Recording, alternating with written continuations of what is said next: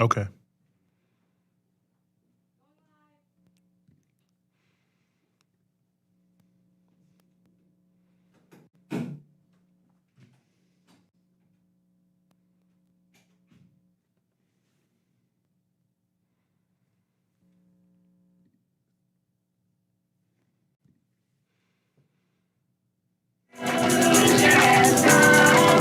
Revolution knows no compromise. Revolution overturns and destroys everything that gets in its way. Breakthrough.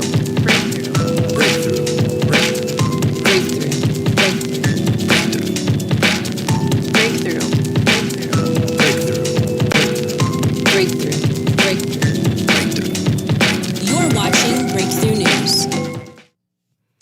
You are indeed watching Breakthrough News, and this is the Freedom Side Live. I am one of your hosts, Yevgeny Prigozhin, here as always, alongside my intrepid co-host, Rania Khalek. Rania, as always, great to be back with you.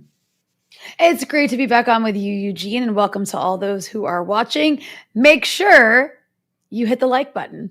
Yes. I just had to throw that in there as we start the show. No, it's important. It's important. Yeah. I would not want our listeners to run afoul of you this early in the show, Rania. Yeah, exactly. Because you know that I will finger wag and ostracize those who have not liked yet. So just go ahead and don't get yelled at, you guys. Like it from now, and you can save yourselves my lecture. Yes, it's a good way to start. It's a good way to start. Do what you're told, audience. Do what you're told. But in addition to liking, make sure you hit the subscribe button there on YouTube so that you are able to get all of our fantastic content like Dispatches with Rania Khalek. And also make sure you hit the bell so that you get the alerts for all the things that you have subscribed to for Breakthrough News. Make your life a lot easier so all our great content will come to you without any searching. So subscribe. Hit the bell. And is there anything else in addition to liking, subscribing, and hitting the alerts that our listeners should do, Rania? Yes, because we're always trying to grow here at Breakthrough News. We could use your support. You can become a patron at patreon.com/breakthrough news. And by becoming a patron, you'll actually get to access exclusive content, including parts of my show that are not available for free, as well as Eugene's monthly seminars on Africa and other upcoming stuff that we have planned for you. So become a patron, patreon.com/breakthrough news. We're always trying to up our game here at Breakthrough to be able to bring you all kinds of awesome programming and content and journalism, and we need your support for that. So become a patron. And also, Yes. Of course, you can donate live if you're watching on YouTube as well.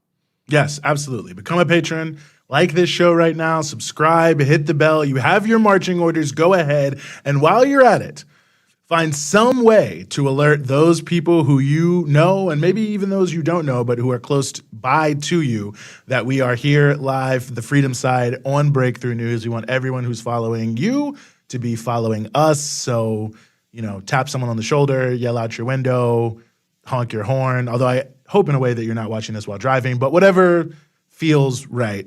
Make sure you alert people that we are here. We've got a great show from the U.S.-Mexico border to things that are happening, of course, at the intersection of all of the various parts of the world, from India and the United States, Russia and Ukraine, much, much more. So we got a lot for you here today on this show. We want everyone to see it. But on that note, I think that we will turn to our first story here, and that is the ongoing saga around the U.S.-Mexico border and the attempts by many politicians to demagogue around that. I guess that's my editorial comment on it. But we are very, very happy to be joined here on the show by Todd Miller, who's an author and journalist who covers border issues and is based in Tucson, Arizona.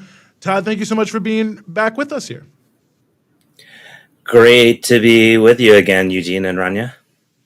Well, I wanted to bring you here. We wanted to bring you here because, of course, we are in a sort of multi-year issue, I guess you could say, but all of the rhetoric around the border, how there's a surge at the border, talking about migrants who are coming, seeking asylum here in the United States, and the so-called crisis of the border. But you recently wrote an article, The Real Border Surge, that was pushing back on some of this mainstream framing about how the quote-unquote crisis at the border is portrayed in so many different outlets and by so many different politicians. Talk about that if you could. Yeah, it's pretty hard to wade through that rhetoric, isn't it? There's a lot of it. They just lay it on thick. So in this article, which was the title was "The Real Border Surge," and what I meant by that is that when you look at things, and so what this article was looking at the precise moment when Title 42, which was the pandemic era rapid expulsion policy that was used by the United States so they could rapidly deport people, when that was going to expire in May.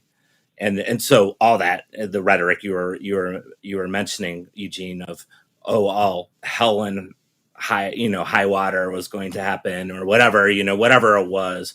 You could look at many different places and hear many different descriptions about what was going to happen, and then because of this rapid expulsion policy being terminated, right, or expired, and what I was looking at, I was at the same exact time, which was a very interesting juxtaposition. I was at an annual conference that was called the Border Security Expo that was taking place in El Paso. And this is a place where the high brass of Department of Homeland Security comes every year. And by high brass of particularly ICE and Customs and Border Protection and the Border Patrol, along with a whole host of representatives from private industry.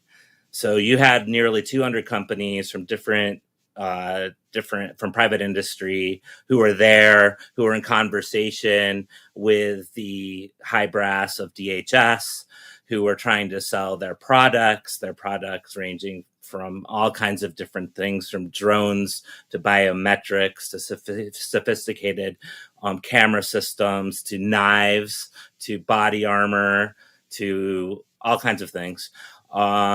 And to watch this all unfold in the same week that Title 42 was expiring, during all of that rhetoric, and watching how it was being narrated from that point of view, from the, I would call the industrial complex point of view, was super illuminating, because I was hearing a narration of making a profit off of what was about to happen, as enforcement wasn't going away, of course, on the border as the rhetoric had it.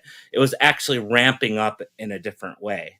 And so that's what I looked at. And when you look at what's really happening, when you look at the budgets, when you look at how much money is being spent in different places, one of the things I looked at was the incredible jump of budget for border and immigration enforcement from 2022 to 2023, a $3 billion jump in spending. When you look at that, you see that the real border surge is something else, right? It's a surge of enforcement. It's more of a surge of the industrial complex. It's more of a budgetary surge than a surge of people coming across the border. Mm. And, just to give people an idea of the amount of money we're talking about here, you say in your piece, $29.8 billion for the Customs and Border Patrol / ICE portion of the Department of Homeland Security budget.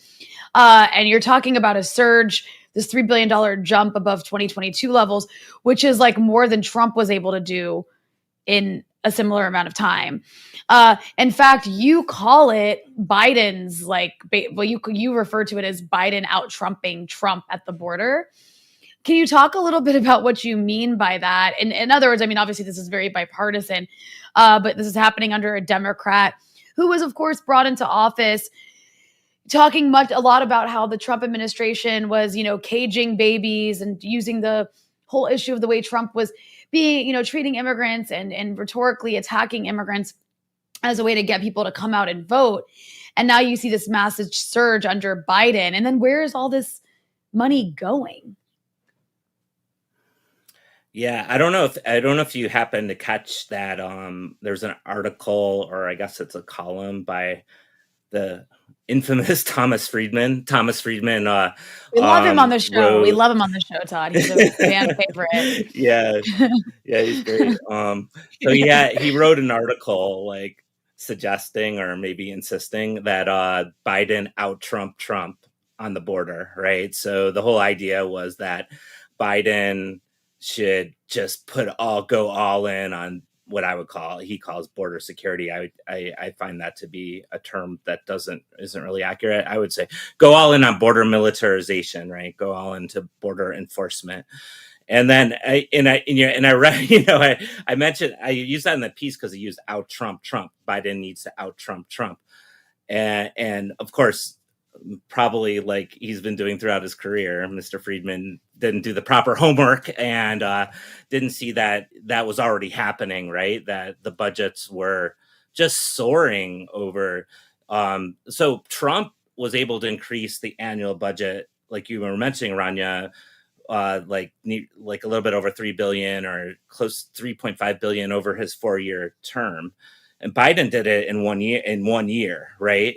Or this last year. That's to show like how significant this jump was. So the idea that he is definitely going all in, except without the vitriolic rhetoric, right? Without the saying, I'm going to build this wall and I'm going to do this and I'm going to do that and we're going to stop people and the ball is going to be like 7,000 miles high and all across the 2,000-mile U.S.-Mexico border. There's not any of that. It's all happening without, I guess I hesitate to say under the water or under the table because it's not, right? Like anyone who lives in the borderlands sees it happening, sees all this kind of investment happening, particularly not necessarily in the wall, but I want to say that the wall is continuing to be constructed.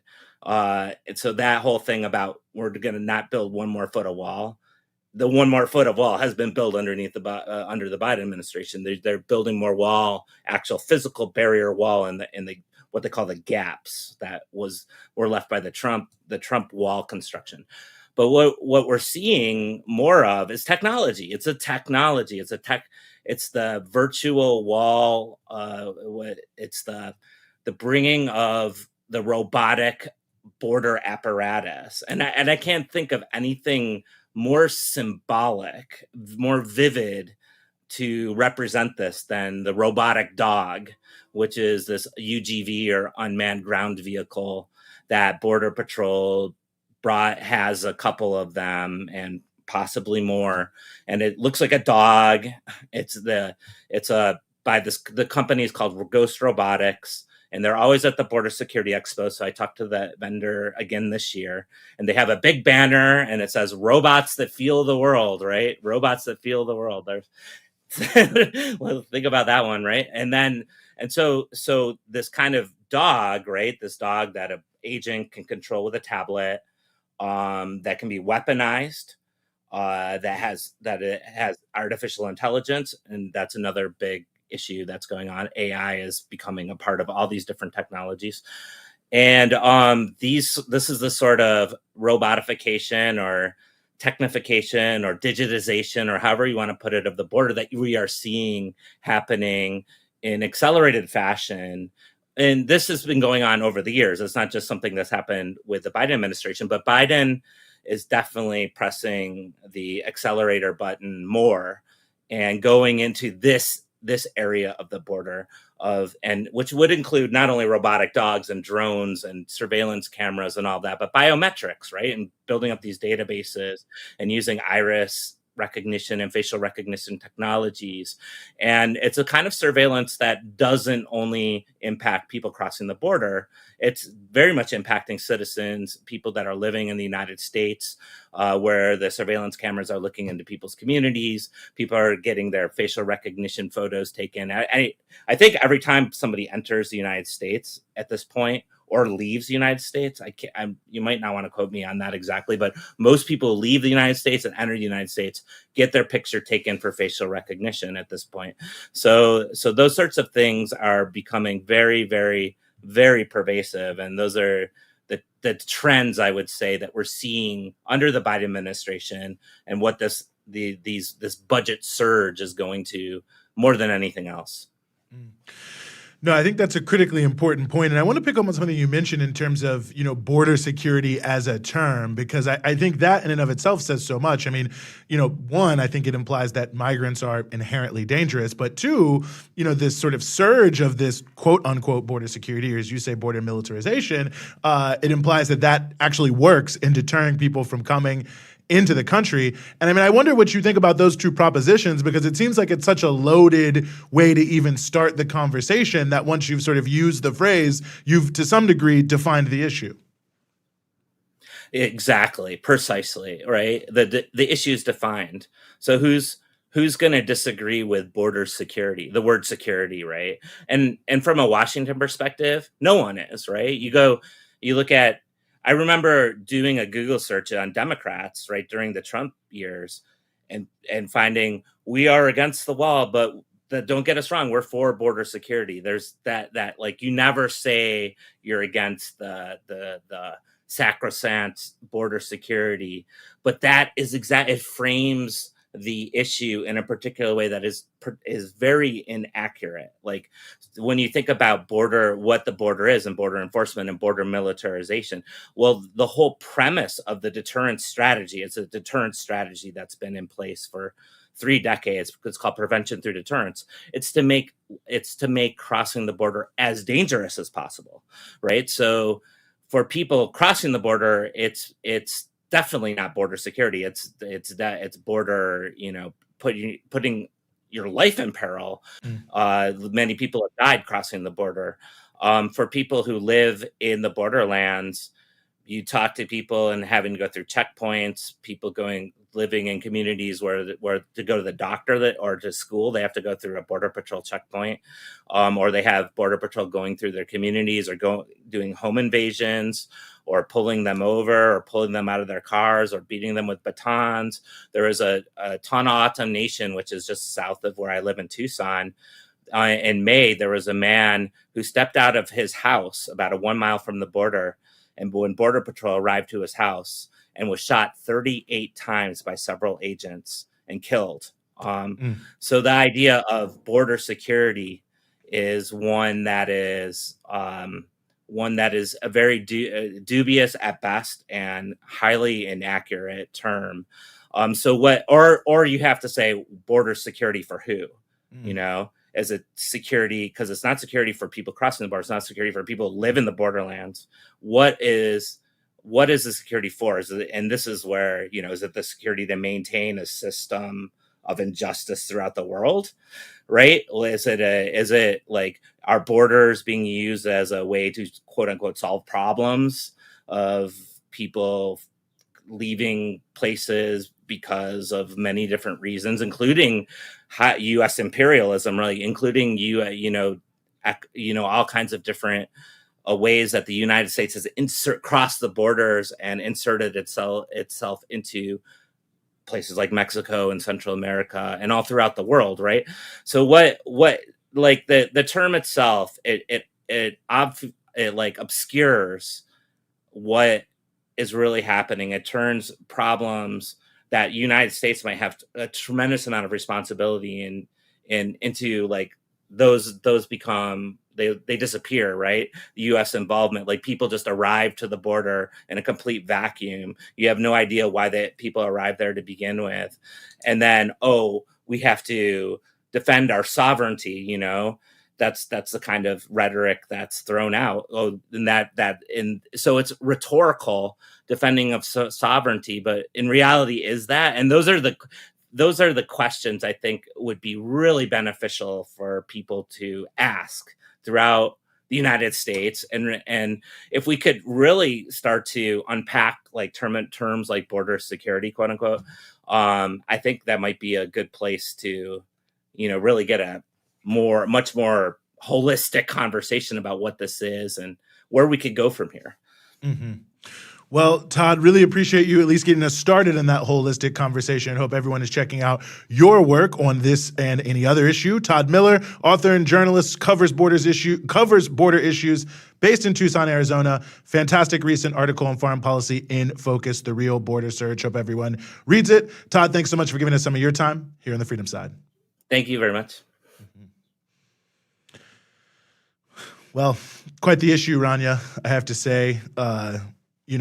Clinton on every single year, every single president just gets more and more intense in terms of, I think Todd's right, militarizing the border.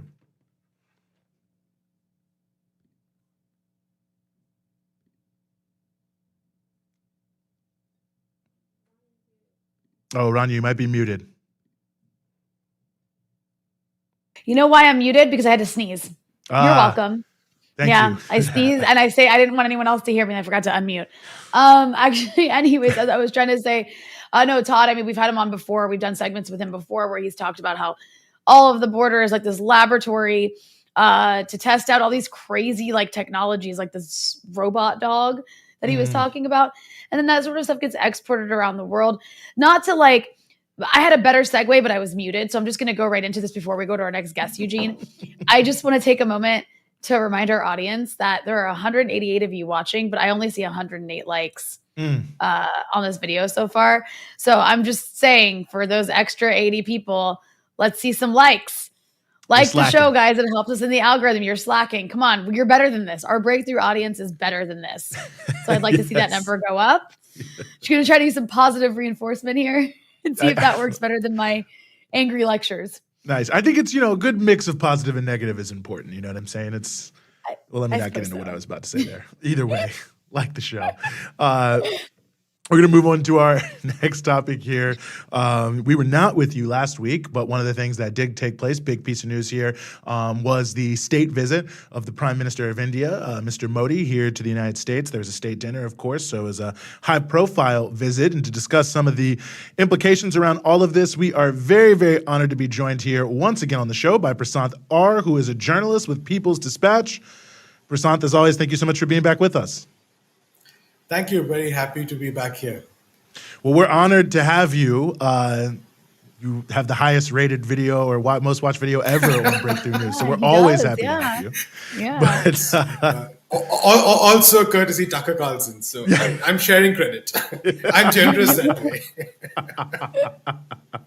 Well, hopefully Tucker then will give us something else to work with. But, ever since the start of the war between Ukraine and Russia, relations between India and the U.S. have been a little frosty, if still close. But this was a big, high-profile visit. I think it was the fifth or sixth time Modi has been here in the United States, but the first time it's been an official state visit with a big state dinner. And Biden does very few of these state dinners, or has so far. So obviously both sides wanted to put a lot of emphasis on the visit. Why do you think that is? Why do a big visit like this, and why now for the two sides, Prasanth? Right. So I think a couple of factors here. First of all, like you said, is I think Biden's the third state visit during Biden's term, and it was definitely for both sides. There was a huge element of PR and pageantry associated with it. I mean, there is we can come to the substance regarding the geopolitics of it, but we probably need to start with the fact that for both sides it is very essential. There was a political component, which was that for Biden it was to appeal to the vast majority of Indian Americans, as in people from who have their origins in India. For Modi, it was the fact that it was really a boost for his own public image. And like we've discussed before on multiple occasions, anything Modi does is always calculated with the domestic audience in mind. So I think that was definitely an element there. So everything was like perfectly choreographed in that sense. And I think especially in India, there's a lot of that filtered back in terms of how the media covered it. So that's element number one. That's maybe the frosting, so to speak. But I think going beyond it, there's a very important aspect of the fact that it was clearly the United States trying to bring India more into its agenda for what is now called the Indo-Pacific agenda, so to speak. And this is important. I think it's important to note this is in a process. So it is not just Modi visiting the US just a few days before Lloyd Austin was in New Delhi. Earlier in January, I believe the national security advisors of the two countries had a discussion on setting up collaboration. So this has definitely been going on for quite some time. And even when the war was happening, as in when the war began and there was also a pressure over consuming the purchase of oil from Russia, all those debates taking place, there was a steady flow of from the US coming to India. So I don't think, so that process is very much continuing. But also I suspect that with the war reaching a particular stage, both countries maybe taking a call that it's good to sort of, keep that side of the relationship aside, the whole what's happening in Russia, Ukraine, those positions, keep that aside and focus on where both of them think that they have something to gain. And I think that's very important. And we saw also that the G7 meeting, there was a lot of bonhomie over that. Biden making some very complimentary comments about Modi as well. So all of it was kind of, I think, building up part of this process that's there. And of course, we know that the US is trying to essentially use India as a part of its anti-China Cold War. And part of that is to try to use India to divide the BRICS bloc. And I'm just curious, what's your assessment of the US attempt to do that with India? I mean, India is a major part of BRICS. And does actually have a very good relationship with Russia. We can talk a little bit about that after this. But how successful has the U.S. been, and do you perceive the U.S. might be able to be moving forward in using India against China in this sort of broader Cold War escalation? Right, Rania, I think it's a complicated question. I mean, this is one of those questions where every 2 or 3 months the answer maybe seems a bit different. So to take a slightly, I think, more longer term perspective on this, I think 2 or 3 things we need to keep in mind. One is the fact that from the US side, that definitely is the agenda. China, of course, but also, and I would tend to see the US as a power in decline, and unfortunately a very nihilistic power in decline, having this whole philosophy: if I'm going down, I'm taking everyone else down. And so the US policy across the world seems to be sort of setting up these points of conflict or confrontation, conflagration, whatever you call it, across the world. And you see a lot of that happening in East Asia as well, Japan, South Korea. You see that with the Philippines. And a lot of what it seems to be doing with India is also, or trying to do with India, is also very much on those lines, which is, set up those structures, set up those, points of collaboration, which bring India inevitably into the ambit of its larger strategy, so to speak. Now, I think, again, 2 things to note here. One is that while this sounds good on paper, the fact is that the US has a very confused strategy, or doesn't seem to have a strategy per se, except confrontation. So what it wants to achieve with India also keeps changing over time. There's no real clarity, I think, on even what the US is concretely trying to achieve. And I suspect a lot of India's case is a bit similar as well. So India has definitely decided not to go all out into the US camp, that's for sure, because it has continued to sort of build, what it calls strategic autonomy. It has continued to sort of pursue that path. But some of the longer processes are a bit dangerous, or are a bit problematic in that sense. For instance, you have Defense Corporation, and a lot of focus is on, say, the drones that were sold and the commerce deals. But the fact is that there is also a lot of integration taking place in terms of interoperability, the possibility of US ships being repaired on Indian docks. Of course, arms sales have been increasing over many years now.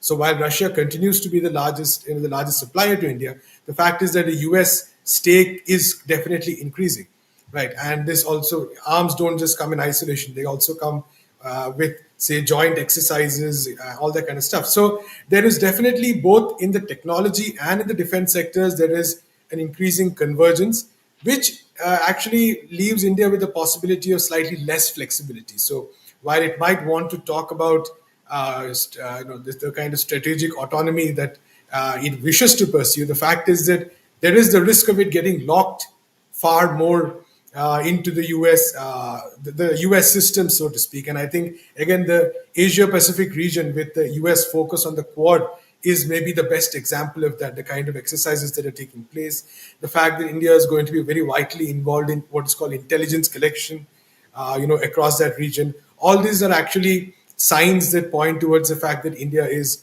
India risks being drawn into that strategy of the US, so to speak.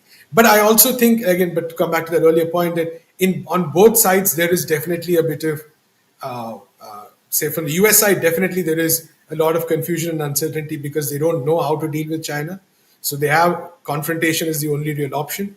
And for India, because India is also not entirely, there is strategic autonomy's limitation lies in the fact that it does not really have a very vast vision, which you can maybe come to later. That limits also, I suspect, India's possibilities in terms of how it wants to deal with these issues.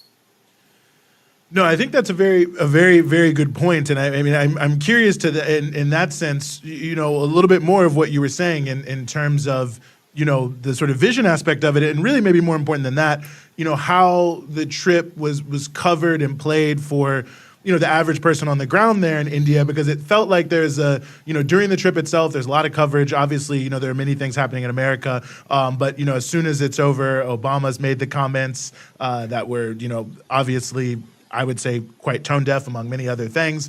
And, that has had some negativity. There's the issue of the drones. I mean, do you feel that it feels to me almost that there's a little bit of, ambiguity here because, on the one hand, you've got the India G20 presidency, which has been making a number of points that I think are very relevant and important vis-a-vis the Global South and the voice of the Global South on the world stage that I think many people around the world have been happy to have a big country like India saying. But at the same time, you have this sort of dalliance here with the U.S., which is obviously not for a greater voice for the Global South there, and then all these sort of other issues in terms of how it's playing in the country itself. So a little bit of a convoluted question I'm asking there, but maybe a little bit of, how did it play and how does that relate to how India is projecting itself on the world stage?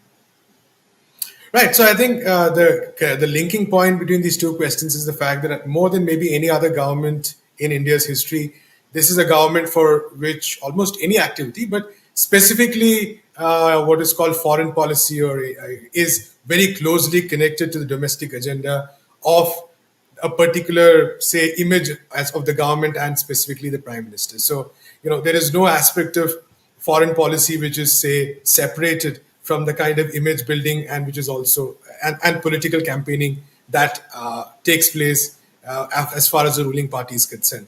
And now this brings with it certain risks, which is prime among which is the fact that then basically there is really very little flexibility and very little possibility for nuance in many of these policies, because if every trip has to be an astounding victory, if every trip has to be the best ever trip by an Indian leader in India's history, then there is no possibility of negotiation or nuance or compromise or anything of that sort. So that and I think that when you look at how the trip is covered, for instance, again, important question, if you're watching TV, if you're reading news from WhatsApp, this has been, like I said, the greatest trip ever. But if you go to the nitty-gritty of the deals, you'll find that there's a lot of ambivalent stuff there. How much India will really benefit, how much of this benefit is maybe very long-term, by which time no one knows how things will change. All these are very important questions.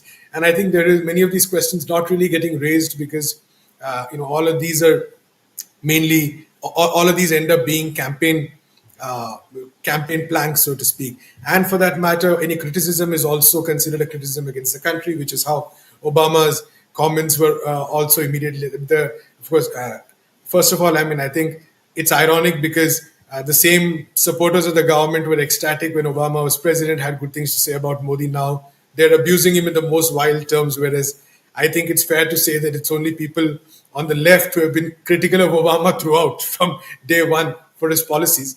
But so that's, I think, one of the risks of this kind of a political model, so to speak, where everything is automatically connected to the image of the government. And I think that is reflected a lot in the coverage as well. So some of the nuances, some of the larger questions completely getting missed out. It seems like a very zero-sum game, the way a lot of the coverage has happened. But to extend that question into, what you would call a strategic ambiguity itself, I think the second risk of strategic ambiguity is the fact that the policy we're talking about is the fact that strategic autonomy, not ambiguity, strategic autonomy itself. The second risk is the fact that since it's not based on a principle like, say, non-alignment was, it carries certain risks. And I think we need to, when we talk about non-alignment, there's often a sense of thinking of it as some kind of idealistic principle, moralizing. It was just one of those post-colonial moments where everyone kept making big high slogans or whatever. But actually, it was very concrete and it had a lot of benefits. And one of the key benefits was the fact that non-alignment allowed certain processes and collaborations and structures to be built, which had an impact in the long term, right? So, for instance, I would say that India's climate policy or the way it responds in the COP meetings is a good example of how some of those principles have remained, because India is a strong voice for the South. It has consistently taken on the rich, the powers of the global North without, while still maintaining negotiations. For instance, the fact that India and South Africa were very active in calling for a TRIPS waiver during the COVID-19 pandemic. That's a great example of how non-alignment works in practice. But when your foreign policy is divorced or separated from this kind of principles, and it becomes strategic autonomy, then you're fine aligning with Israel. You don't care about the anti-colonial struggles. You don't care about the kind of struggles which actually are very essential in so much of the global South. So then it becomes basically a matter of what seems convenient at that point, and then you put strategic autonomy as a sort of term to place it on top of that. So and I think if you're looking at some of the structures like BRICS, that does need a much more grander vision, much more deeper involvement. I think that it's good that India is even despite differences with China, which are quite intense, let's be honest about it. The fact that the SCO still exists as a forum, that there is discussion going on there, that's a great thing. I think the coming meeting in August in BRICS in South Africa, again, definitely going to provide a very key moment to see how these organizations can maybe turn BRICS around. But I think that as far as for India's larger strategic goal, it's very essential to sort of slightly be wary of the kind of entanglements with the US strategy that we're talking about, because clearly the US, like I said, as it declines, there is a risk that it'll try to burn everybody else, and by getting onto that wagon, it's probably a very bad bet for India. Mm-hmm. Well, as always, we really appreciate you, Prashanth, and a great way to follow everything that's happening, especially with people's movements in India and, quite frankly, anywhere else in the world, is to follow People's Dispatch, where you are a journalist. But as always, thank you so much for giving us some of your time here on the Freedom Side. Thank you, Eugene and Rania. Mm-hmm. Well, yes, Eugene, that was another fantastic. You know what I'm about to do. Mm-hmm. I'm just going to go right into it. There's 236 people watching the show right now, which is great, but only 176 have liked it. So you guys, help us in the algorithm. Click that like button, and also make sure you're subscribed. But most importantly, as you're watching the live stream, click the like button. It helps boost us in the algorithm because, of course, we're an independent media outlet. We're not CNN. We don't automatically get thrown into your feed. So that's all I'm going to say. I'm trying with the positive reinforcement. However, I will say, anecdotally, so far, based on how nice I've been during this episode versus past episodes, I feel like shaming the audience makes more people like the show than being kind. I'm just saying. Well, guys, just like the show so Rania doesn't have to go back to the old her. Okay. Don't make me go back to the old me. Anyway, it's 50th anniversary of hip hop. It's a phrase. Anyway, let's keep the show moving on here. Also, we recently, deeply unfortunately, have passed the 1-year anniversary of the Dobbs decision, which of course gutted the right to abortion here in the United States. And to talk about where we are 1 year on, we are very honored to be joined here once again on the show by Jessica Mason-Piccolo, who is the Senior Vice President and Executive Editor at Rewire News. Jessica, as always, thank you so much for being with us. Oh, thanks so much for having me back. Always a pleasure. Well, the pleasure is all ours. And my mic's here. Anyway, I'm having all sorts of problems here. But anyway, long story short, we're 1 year past Dobbs. I think when the decision came down, of course, the thought that this could end up being a disaster for millions of people in this country was I think in everyone's mind. Where are we a year on? Has it been as bad as many predicted or worse? Yeah, a year after the Dobbs decision, and things are worse and not getting any better. And it's not just in relation to limitations on access to abortion care. One of the foundational principles of the Dobbs decision is its lawlessness, right? The conservative justices overturned a nearly 50-year-old precedent, not because there was conflict in the law, but because they didn't like the policy and because they could. And here we are a year later, and today we can see the legacy of the Dobbs decision in what the court just did with affirmative action policies in colleges and university admissions. There's a direct line to ignoring the precedent in Dobbs to the precedent that was ignored today. And that's just in the law. In terms of reproductive health care and access, we are in the throes of a human rights crisis.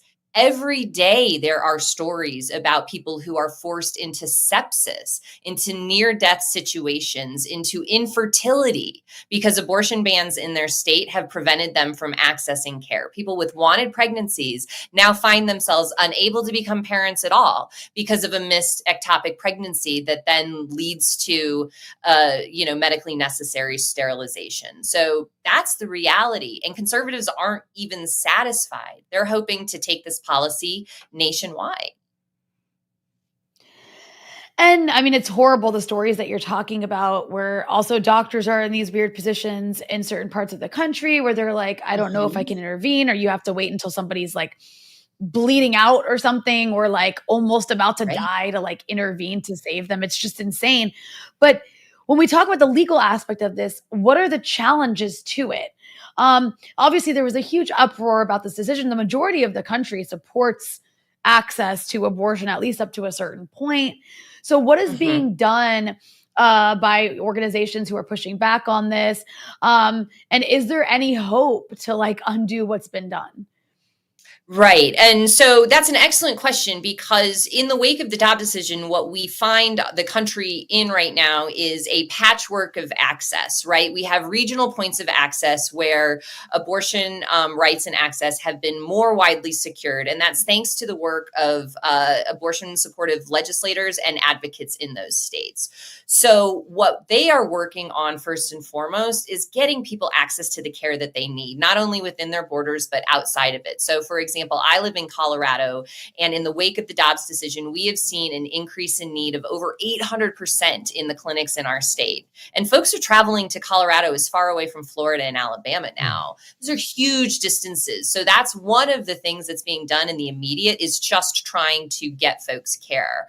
And then following that is a really robust conversation in terms of what we build back after Roe, because I've been on this show before, Dobbs, and we had lots to say about the limitations that Roe provided for so many people in this country. So as bad as things are, and they are really bad, it does provide us an opportunity to build back a structure of reproductive health care that really, truly has equity and justice at its core.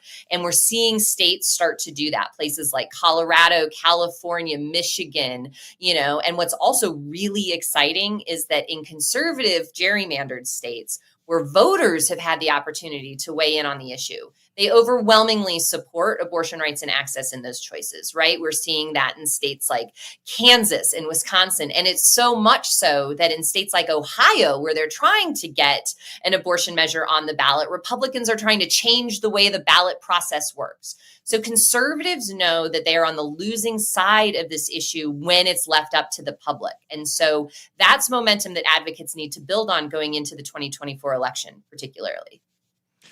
And I think that's a really good point, because it also speaks, I think, to some of the things that are maybe, kind of just chipping away and would not change the underlying factor, but seem important. Like I believe it's in Texas, there's a lawsuit to clarify this issue that Rania mentioned about, what doctors can even say, which to me, and you already mentioned this, speaks so much to the issue of ignoring the precedent in Dobbs, that you have doctors that are afraid to give like medically relevant information to their patients, which is just an unbelievable violation from my perspective. But it seems like that also is an important aspect of this, even if it won't necessarily, overturn what's happening in Texas per se in terms of the law itself, of at least pushing back against this what honestly to me feels like a reign of terror in many of the states.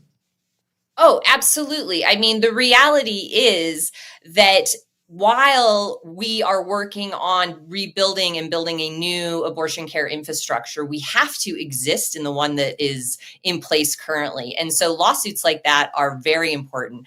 I mean, look, I'm old enough to remember when Republicans opposed the Affordable Care Act under the boogeyman of death panels. And what they have instituted in state by state across the country with abortion bans is their own version of death panels. Hospital bureaucrats and administrators do not want to be in the Scylla and Charybdis position of deciding whether or not to deliver a patient care or whether or not to face criminal sanction. If they don't deliver patient care, that's a medical malpractice lawsuit. If they do deliver patient care, that's a criminal sanction. And that's why we're seeing places like Idaho face an OBGYN shortage as maternity wards in their hospitals are shutting down. That's why we're seeing medical students now saying, I actually won't go into practicing maternal fetal health medicine anymore because it's too risky. I will lose my license. This is not a way to deliver healthcare in this country. I'm curious, like there was this article, which actually you were quoted in. It was a political article, and it talked about how abortions actually increased in states like Florida more than in blue states. What's that about? I'm a little bit confused on how that works. And I guess that goes into also like people were expecting some sort of flood of like abortions to take place in blue states because they were obviously going to be places where people in these other states were going to have to go to get abortions because it's all the only places they could access them if it's basically illegal in their own states. Sure. So Florida is an excellent example because it's going to be one of those real canary in the coal mine states for us moving forward. Florida is a conservative state and a gerrymandered state, but before it was those two things, it was a very abortion protective state. And in that region in particular are a handful of clinics, and before recently, wider access. I mean, I want to remind folks that Governor Ron DeSantis signed this 6-week abortion ban that Florida just enacted basically under the cover of darkness, right? He was there. It was a 11 o'clock at night ceremony. I got the press release about it the very next day. They didn't want anybody to know about this, right? That is very different. So abortions went up after Dobbs in Florida because all of the states around Florida had trigger bans, right? There are no more abortions in Mississippi. There's no more abortions in Florida. In Alabama, where are folks going to first regionally? They're going to Florida. That is why it became such an important target for conservatives to try and shut down clinics there. If you get rid of abortion access in Florida, you have effectively shut down abortion access in the entire southeast corridor until you get to the Carolinas because of Tennessee's trigger ban also. What did we see just happen in North Carolina? We saw a turncoat Democrat allow a 12-week abortion ban to take effect. And one of the things I also just want to talk about many people, it may always seem obvious, but I think it's worth talking about exactly this issue of, well, they can just go to another state. They just go here, go there. Maybe it takes a long time, but like how big of a deal that is. I mean, I think that in some ways that kind of perception that, oh, well, it's not in this state, but it's in that state can give people a false sense of what access to care really means. Sure. And there are a couple answers to that. First of all, we all have a constitutional right to travel. And that includes within our own borders, right? So I bring that up because it's going to become really relevant in a second. The idea that we can cross state lines for care is fine, but we also deserve to have the same access of rights within our own state boundaries, regardless of where we live. So it should not matter that I'm in Colorado and one of my friends is in Texas. We should have the same rights, first and foremost. Second of all, conservatives won't let you travel for care. We're seeing that in Idaho and Missouri. They're going to try and ban that too. So that's not an effective answer. Wow, that's I guess I think that's all very important. I think one thing that's also like relevant to talk about before we wrap up here is the issue of like for those who are watching. I mean, this is an issue that's so important to so many people. And you can kind of feel helpless when the Supreme Court has all this like ability to just take away our rights whenever they feel like it. People start to feel really helpless. With the abortion situation, it's just so different state by state. It can be so confusing. Like, where do you recommend people go to help, to try to, help those who need abortion access, and also to try to help push forward some measure of undoing what happened? Yeah, change is absolutely possible. It feels so insurmountable sometimes, but it is absolutely possible. The Supreme Court is a regulated body by Congress. So our elected officials can do their jobs and put some regulations on there. It's absurd that the Supreme Court doesn't have a code of ethics at a baseline, for example. Who can institute that? Congress. Who can expand the court and add more justices or decide that there should be term limits? Congress. Who can decide that we should have more appellate court judges and fund those courts better? Congress. This is all within the purview of just regulating the third branch of government as they do everything else. And that the conservatives on the Supreme Court especially don't want that, based on just how they've responded publicly to that. So if folks have any hope for long-term progressive reform in this country, we have to deal with the federal judiciary as part of civic infrastructure. It's the Supreme Court, yes, but the rock goes all the way down. And so this is something that has been long overdue. Like election reform, we need court reform. And so there are a lot of fantastic advocacy organizations that are working on that as an issue. And there are elected officials that understand that finally, and there is starting, to make some noise about that. So that is not a fool's errand. In terms of supporting people right now, organizations that are providing care and direct aid are the most effective, and in particular, independent abortion clinics and abortion funds. Planned Parenthood does a lot of good in delivering care, but the folks who've been hurt the most are independent providers, and they provide the most amount of abortion care in this country. So support organizations like the National Abortion Federation, National Network of Abortion Funds, or local abortion funds in your state, and independent clinics. And there's a host of organizations that do that work. People need money, and they need the ability to get abortions. Mm-hmm. Well, and follow Rewire News to stay informed on all of this and how it develops. Jessica Mason-Piccolo, who is the Senior Vice President Executive Editor at Rewire News, thanks so much for joining us here on the show. Thanks so much. Always a pleasure, folks. Mm-hmm. Really, it's just medieval, quite frankly.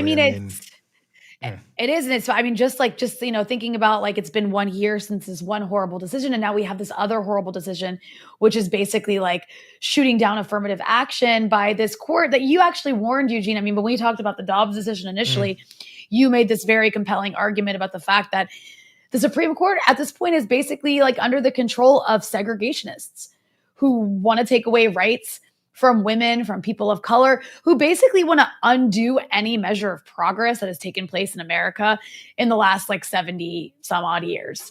Yeah, and you mentioned the ending of affirmative action. We also mentioned the last thing, and of course the Supreme Court ruled today to ban the use of race as a factor in consideration in college admissions. It's unbelievable in many ways, because they're saying that the 14th Amendment is prohibiting this because it's somehow racist to use race as a factor. And of course, these were quote unquote race neutral issues.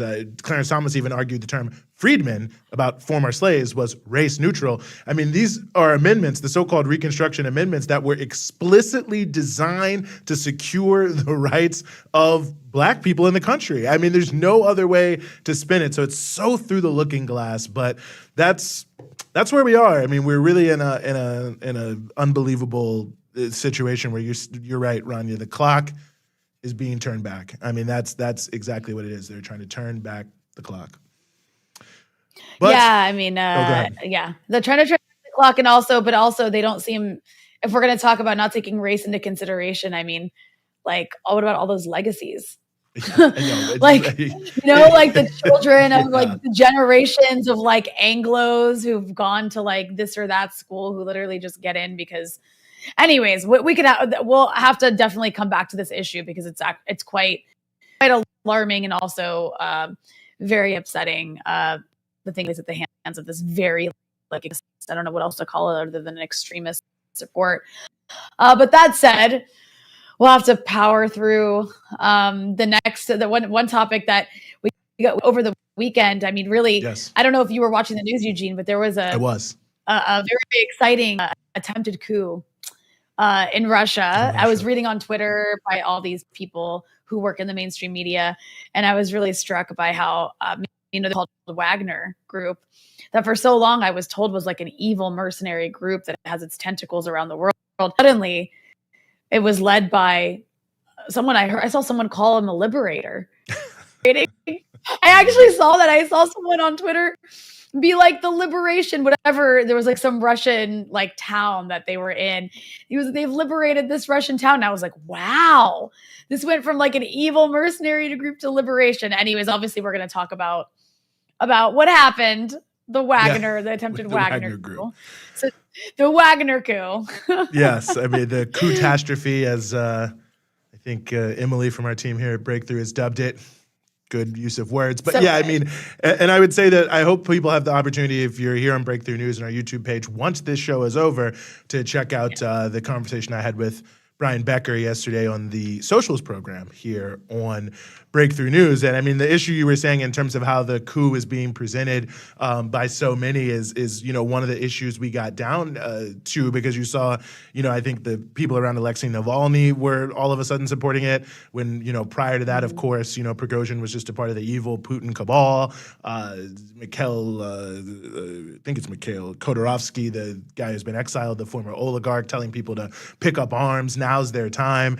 And I think a lot of it, and this is what I said on the show, really was that people felt that or opponents of Putin, I should say, felt that this was a great opportunity for the breakup of Russia, that someone like Prigozhin would never be able to hold the country anyway. And so at the end of the day, his uprising, his attempted coup would open the door to the Alexei Navalny's of the world to really take over the country, and this ability to sort of take Russia back into the camp of being Western just subordinate, as it was in the Yeltsin era, would then come right back into focus. Although I will say a lot of these liberals don't even know who Alexei Navalny is. They think he's some like really nice Williamsburg, Brooklyn living liberal, but he is a vicious racist. He hates all immigrants and Muslims, has made unbelievable statements about all of them. So anyway, separate issue, but an important one. But yeah, I mean, it does speak to so many different things. I mean, there's the fact that it was over so quick, the fact that it happened in the first place. Now the aftermath of it, it's unclear exactly what's going to happen in Russia, although it does seem that they're taking some more steps, at least against the Wagner Group's businesses. But from my point of view, I think that when you look at what took place with Prigozhin, and I'm curious your thoughts on this as well, Rania, it seems basically this. I mean, it seems that they were investigating his non-military contracts. There was concern about whether or not some of the subsidies and other things they were getting from the government perhaps were being misused. There was the attempt, of course, to have Wagner operate under a more contractual basis that would put them more under the Ministry of Defense. That I think Prigozhin felt that his power, his meteoric rise into the ranks of the circle of oligarchs that are very influential in Russia, he was becoming more influential politically. Different governors were supporting him. The Adjust Russia party was starting to become like a Wagner party, at least in how they were branding themselves. And I think he felt all of that was collapsing underneath his feet. And he also felt, I think, that because some of the criticisms he had made at different times had gotten a certain level of resonance amongst the Russian population, who was feeling some level of frustration with how the war was being carried out. I think he felt that now is the time to make his move, that if not, he would maybe be sidelined, and that he would be able to find support because, some people had, at least rhetorically, felt what he was saying made some sense. But I think he found out that by and large, people did not in any way, shape, or form support this, which is ultimately why it failed. And now he finds himself in a much diminished position anyway. So it seems like basically what he was trying to prevent is actually what happened. But I think more or less, to me at least, that was the motivation for why it at least happened now, and why, someone would think they could pull something like this off. No, I think you're absolutely right. And I also think it's very revealing the way that the US media really just like looking to US intelligence officials, US government officials, and whatever they said, where they were taking their line, work out that there was like destabilization in Russia. You had Anthony Blinken going on of the end for Putin, how this is going to be great, like for Ukraine. That means Ukraine's going to like crush Russia now because Russia's going to be busy dealing with this. There was a lot of wishful thinking. You saw Marco Rubio like excited and like, doing one of these sort of like evil, like we're watching this and we're excited. And just to me, it shows how those who are, not to say Marco Rubio is in charge of America, but Anthony Blinken is quite in a high position. He's the Secretary of State. And all of these like Washington Post, New York Times columnists that were just like jumping and saying whatever this or that person they can get on the phone from the Pentagon was telling them.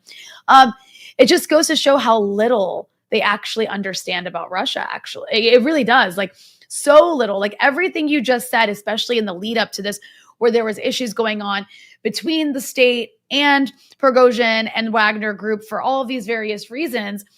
The fact that nobody even understood or knew about that just shows that they have this really simplistic black and white view of what's happening in Russia. They don't even know the internal conflicts taking place. They don't even know that this Wagner Group that all you ever hear in the US media up until Saturday is that, it's like Putin's private army, that he uses all around the world. They don't even know that there's like a conflict between the guy who runs this group and the leader of Russia.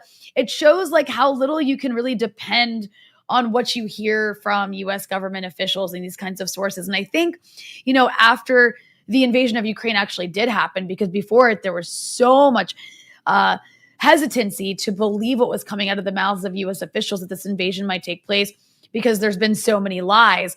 I think that kind of like solidified for a lot of people that, you can trust the American authorities now and what they say in their intelligence.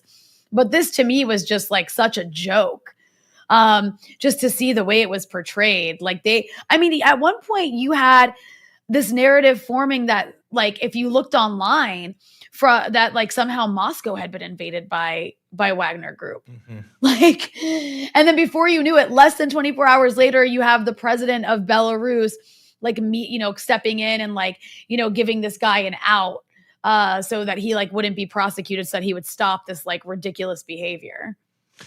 Yeah, it was quite the situation really to be watching, quite frankly. I think a lot of the questions that are there now is what's next. It seems that there is an acceleration of investigating economic crimes around Wagner. There have been some, reports that Putin has been telling this privately to different security officials that he had already been concerned about what was going on. He'd been looking into it. People who were in a meeting with him, some editors and others, told the New York Times that he was like really deep into the contracts element of it and seeing what was going on. So the story may not fully be over, and it'll be interesting to see how it develops, and also, how it may potentially affect the issues of how the war itself is conducted, if at all, whether or not there'll be any particular political changes, what the future of Prigozhin will be in Belarus, and, at a deeper level, the relations between Belarus and Russia, which are obviously very close. They were both part of the Soviet Union. They have a lot of shared history, but, you're seeing now, and there's been rumors of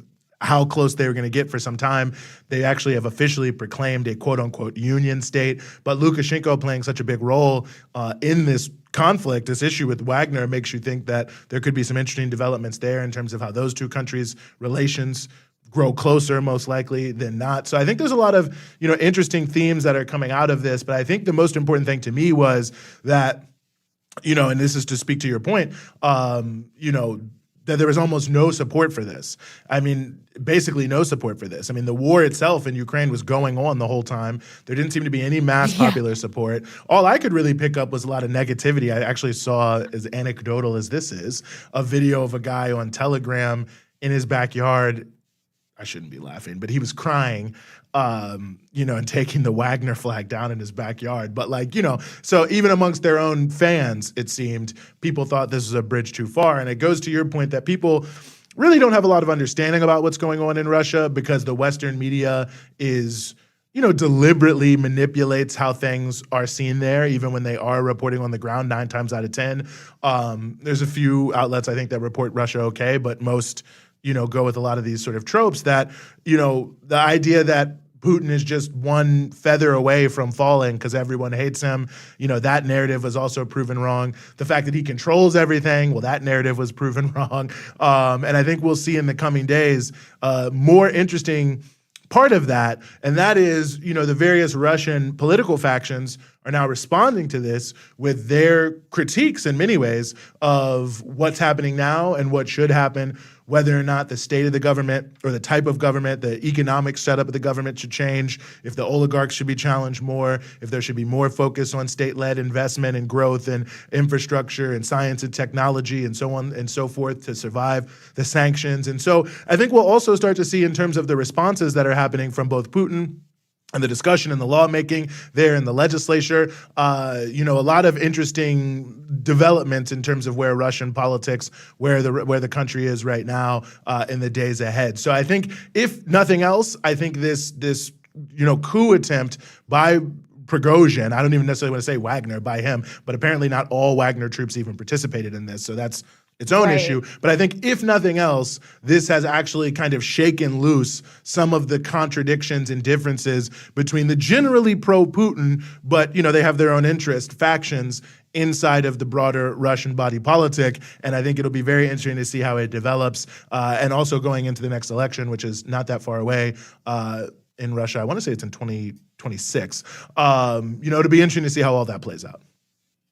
Definitely.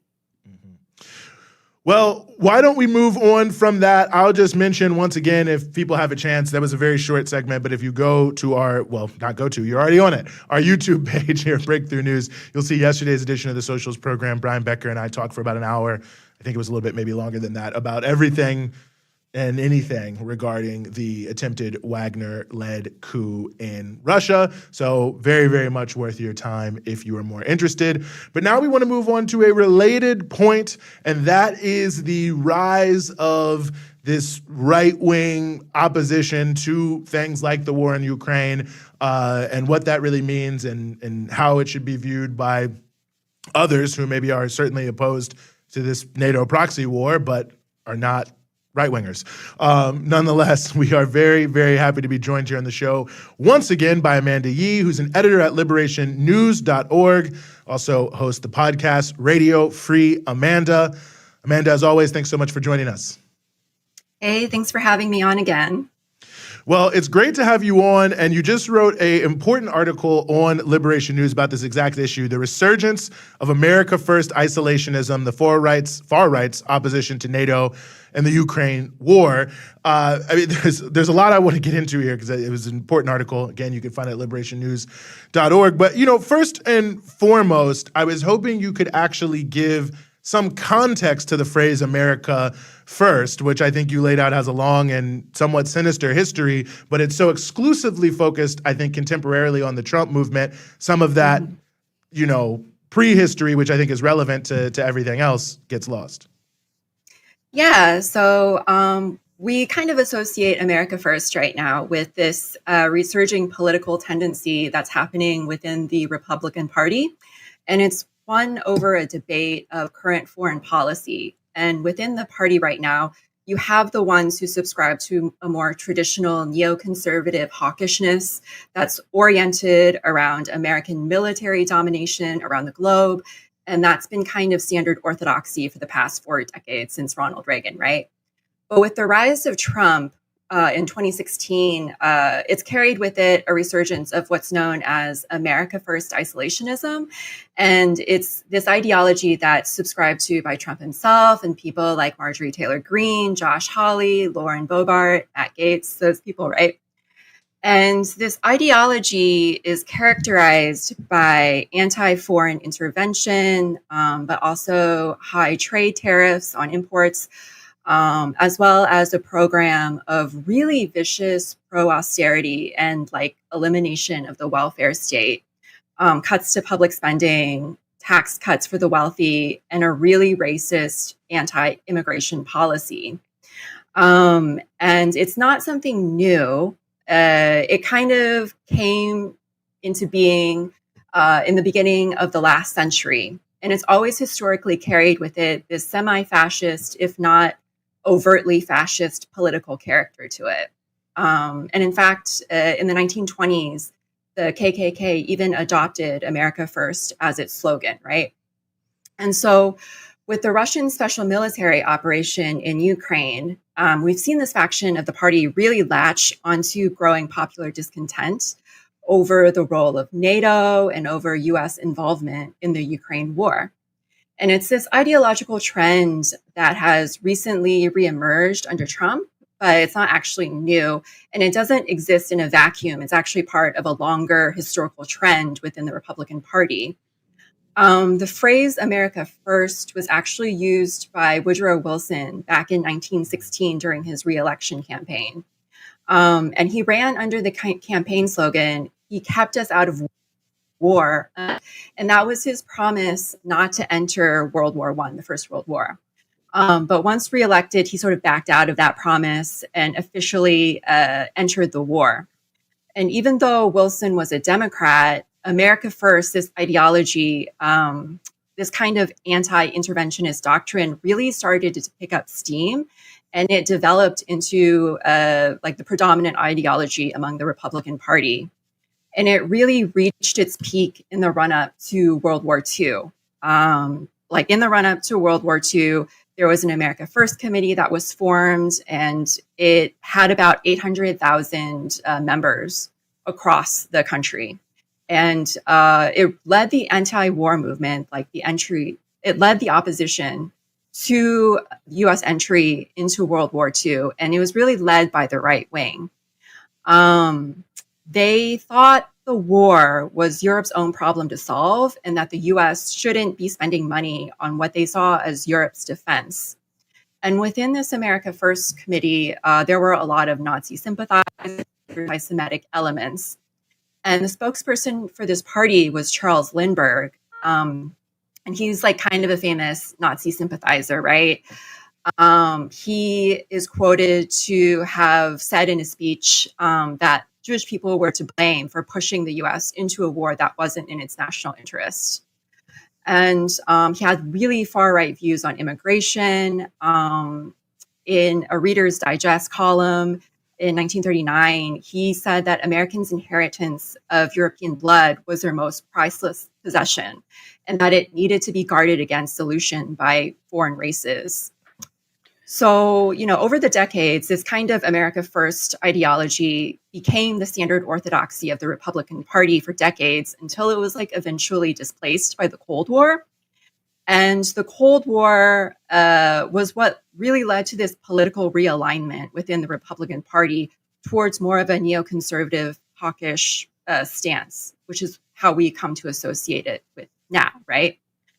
But it kind of, it would rear its head from time to time. Like Pat Buchanan was an America First isolationist. He ran 3 times for president between 1992 and 2000 under an America First policy platform.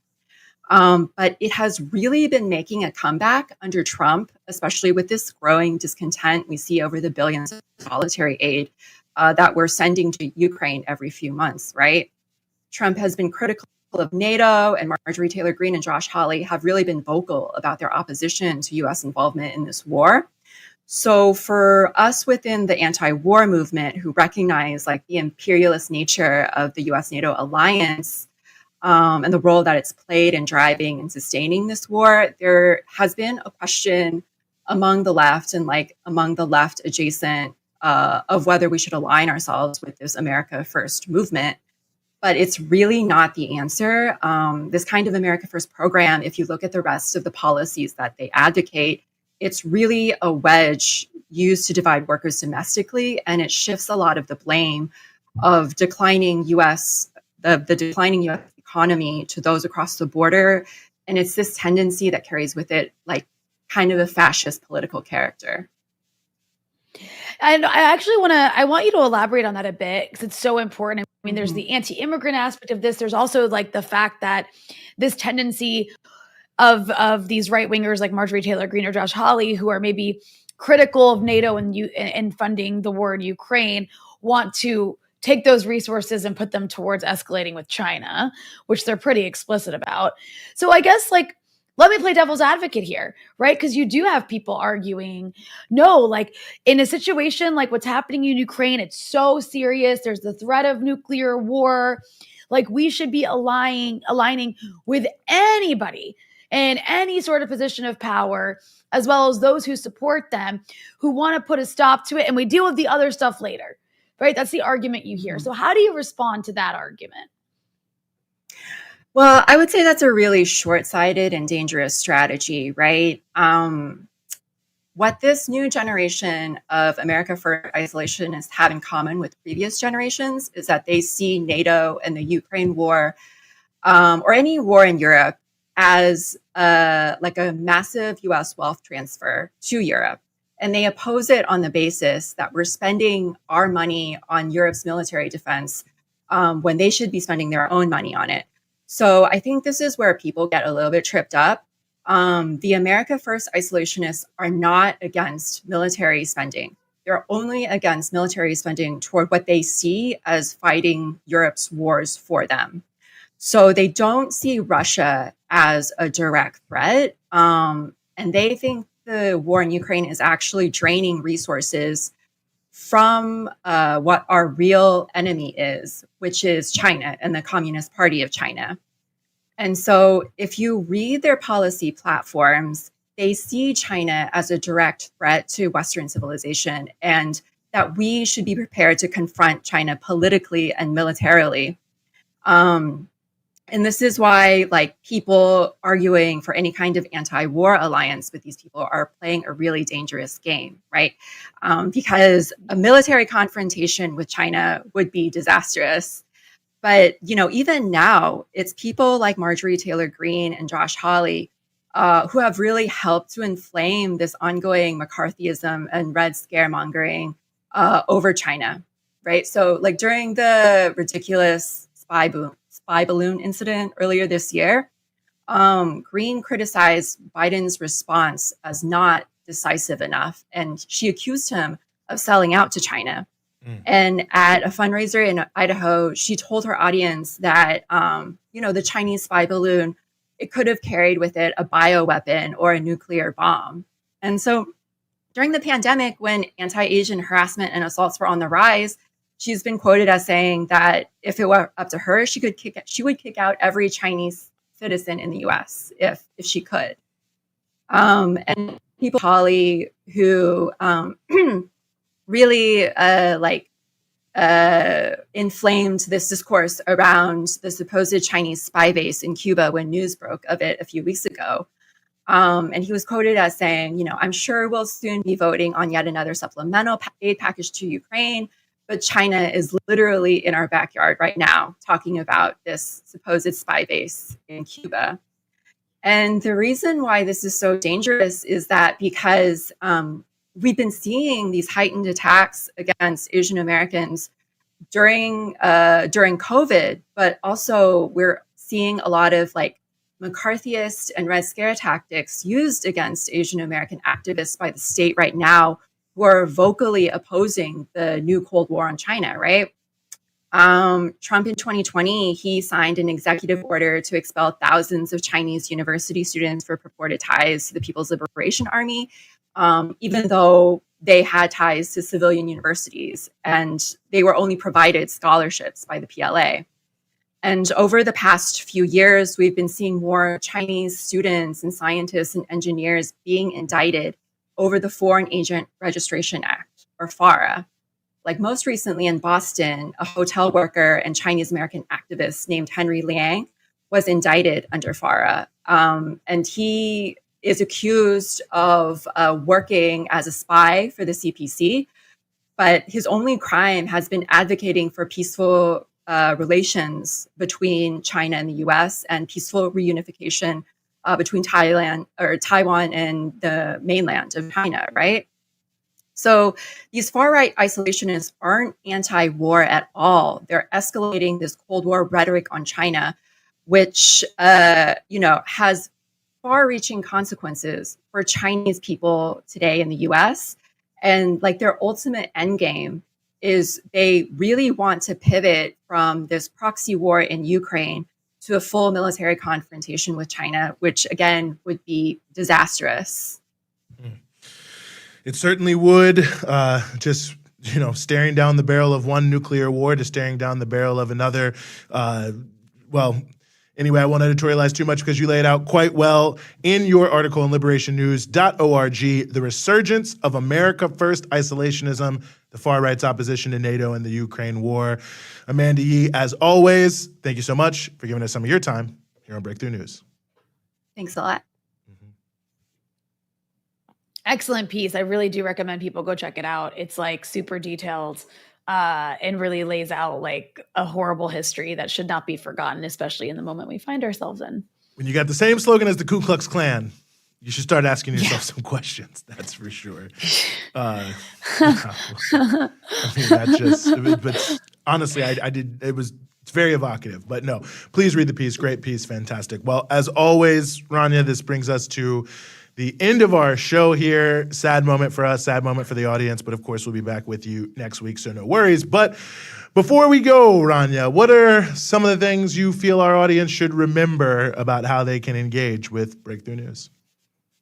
Well, I just want to say that my positive reinforcement throughout the show seemed to have worked. Oh, good. So maybe I'll find a better balance the next time and I won't be so grumpy about people liking or not liking the episode.